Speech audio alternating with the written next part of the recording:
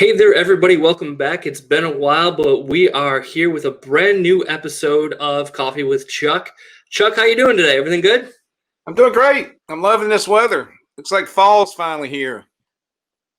Yeah, I've been looking forward to this for months. And everyone will notice we've got a special guest today, Creighton Blackwell, who many of you out in the community will recognize. He is Coastal's new Senior VP and Chief Culture and Impact Officer. Creighton, welcome. Thanks for joining us. Thank you. Thank you. Proud to be here. So, and let's lead in just for the audience at home. This is a brand new role for Coastal. You want to explain a little bit about that role and the significance of the steps that we're taking? Well, I would say it like this: being the Chief Culture and Impact Officer, a new role that we have here really is focused on being able to truly live out that value, help us live out welcoming diversity, whether it's the diverse needs of our communities, from products, from all the different things that people need. When we have diverse issues, we have to have diverse solutions. This is one of the things in creating this type of role, is to say, hey, let's get to some of these strategic needs that we can make sure that people are being seen and heard, and all it's the diverse definitions that can be there, and help better and strengthen us as an organization with a history of saying that we are there to be able to help build community, help people live better, help people throughout their financial well-being, and to increase it, regardless of where you are on your financial journeys. This is a very important position to say, this is how we can help figure those things out, bring that information back, integrate that with the rest of our organization, and be a bigger, stronger, better Coastal for each and every member. Those are the things that is very important about this position. I am humbled and honored to be able to work for Chuck Purvis, and to work for this board, and to work for this organization with extremely talented partners. It's all built on these values. That is extremely important. And I can't tell you how excited I am to be able to just to simply be a team member of this type of thought. So our mission statement is bank better to live better. And I think live better is taken on a whole new context this year. The most vulnerable among us are in worse shape now. The middle class has gotten clobbered by layoffs and the impacts of COVID-19. And now is the time for us to step up our game. We have a very diverse employee base, very diverse membership. And so I've asked Creighton to be the point person for helping us improve what we do for both of those constituencies. And he has hit the ground running in the last 3 or 4 weeks. Couldn't be more excited. Couldn't agree more. Couldn't agree more. And some of what you just touched on really, flows into this week's or this month's featured coffee. Yeah. You talked about the effects of COVID and how people have gotten kind of clobbered. I saw a story toward the end of July. It was a local woman who got laid off due to COVID. Not to having COVID, but her company dealing with the effects of that. And she took it upon herself to say, you know what, I'm not going to be stuck in a bad situation here. I'm going to follow my dream. I'm going to start a business. And she launched a coffee roasting company. So, she turned a bad situation into something good, and launched the coffee company is called Blackology Coffee Company. We are drinking the Burundi. So it's a nice, kind of a medium dark roast. It's really good.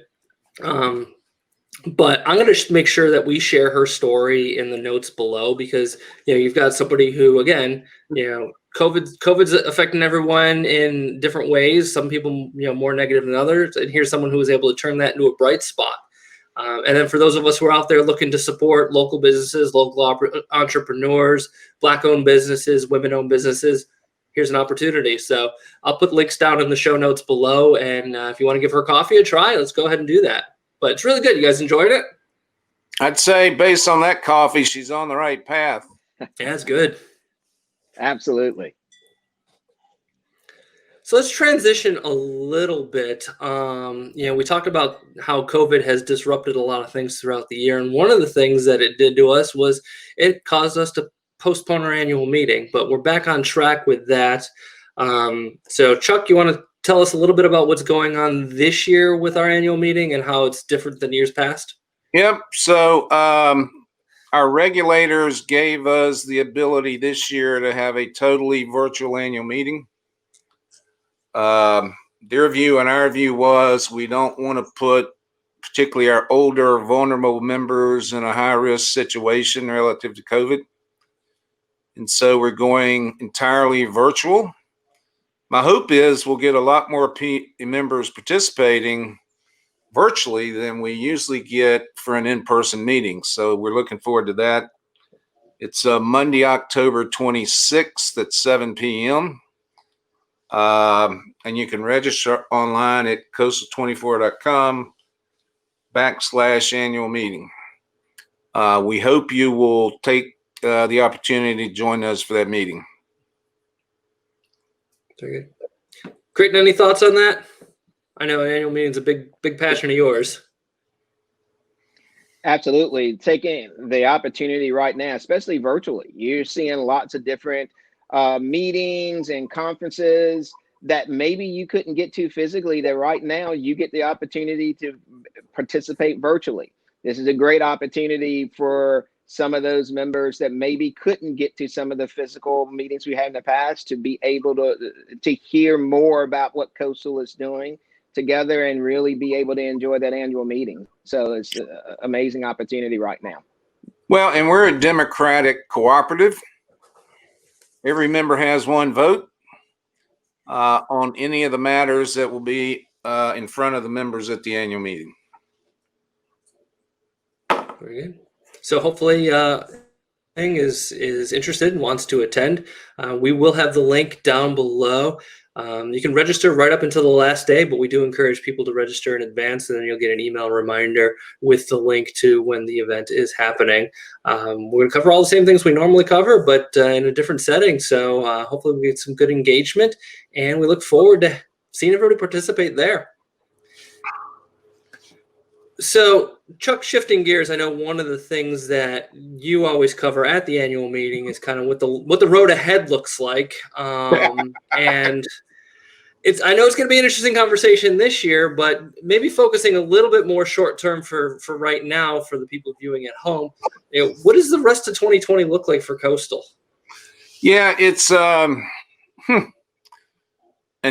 unusual year to say the least.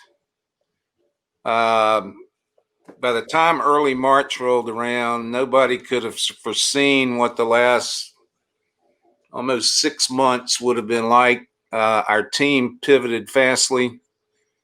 We have about 80% of our staff working from home.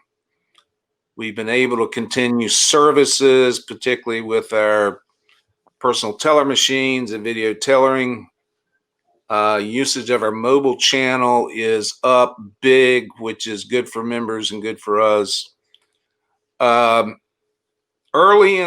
on, probably by the end of March, all of the financial institution regulators gave us a green light to defer loan payments on consumer loans for people who were affected by job loss and other factors related to COVID-19.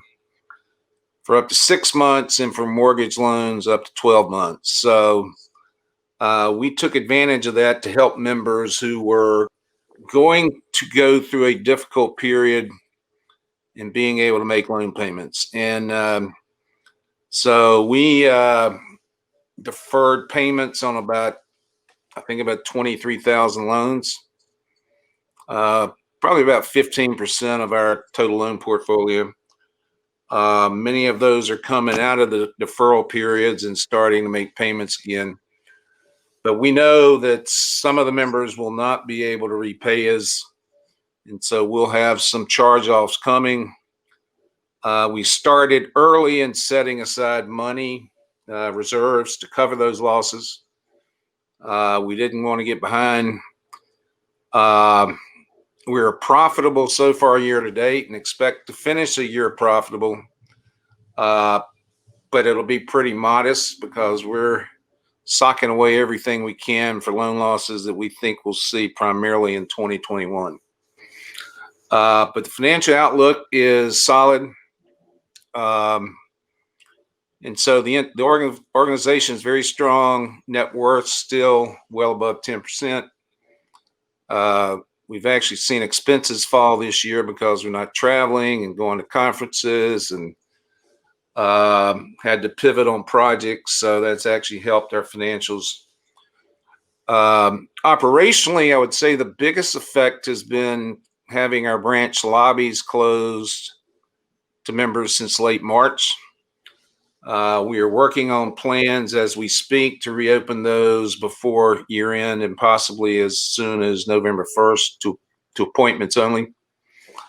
We moved a bunch of back office employees out into our branches when we closed the lobbies to use for office space. So we could basically spread out our staff and reduce locations where people were too close together. And so between now and then, we have to get them back into either our headquarters or work from home. So we're working on those plans as we speak. But we do want to be able to get, assuming conditions don't get worse with COVID, to be able to open those lobbies before the holidays. And that would be that'd be a big step forward.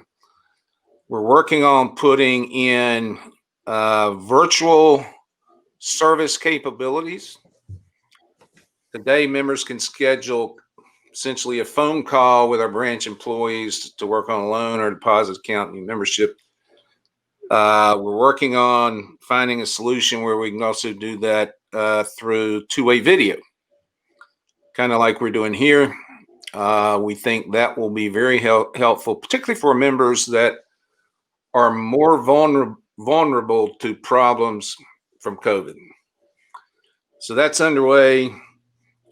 Service levels remain high. We measure much of that through net promoter scores, and those have held pretty constant this year, which I'm really pleased about. So given all the curveballs that have come at us over the last 6 months, we're doing pretty well. And, we have some challenges ahead for the remainder of this year and certainly into 2021. But I think we're well positioned to continue to serve members well. Consumer loan volume is picking back up.